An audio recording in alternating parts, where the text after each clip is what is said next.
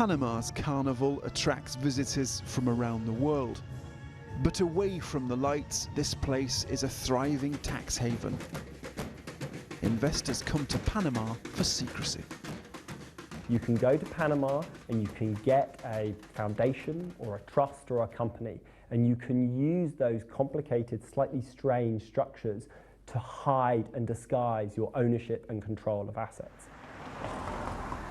And now we can see how. An enormous leak of files from this company, Mossack Fonseca, shows the reality of offshore. From outside, Mossack Fonseca looks like a perfectly respectable company. But this is a business that's helped people from around the world break the law. The documents were leaked to the German newspaper Süddeutsche Zeitung and shared with the International Consortium of Investigative Journalists. Panorama has been analysing the documents. We've found links to 72 current or former heads of state. You could sit here, please. Like the Icelandic Prime Minister Sigmundur Gunnlaugsson, who had a secret stake in an offshore company. The company held his wife's interests in Iceland's banks, worth millions of dollars. Nobody knew that when her husband was dealing with the Icelandic banks after their collapse, including the British demands for compensation, which he turned down. Because of the leak, we do now.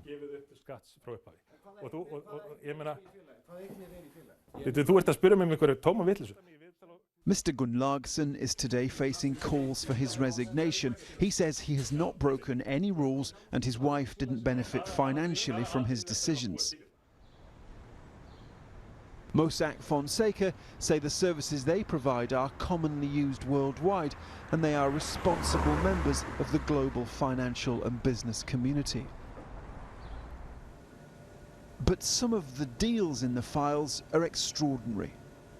We believe we have found a $1 billion laundering operation in Russia. This man, cellist Sergei Roldugin, a close friend of President Putin, was officially the owner of 2 secretive companies which benefited from suspicious deals. For example, an offshore company borrows $6 million. 3 months later, the loan is written off for just $1. Why would anyone want to give all this cash to a cellist? There's nothing that I have seen which would make me do anything other than say, stop, we need to investigate very closely what's going on here.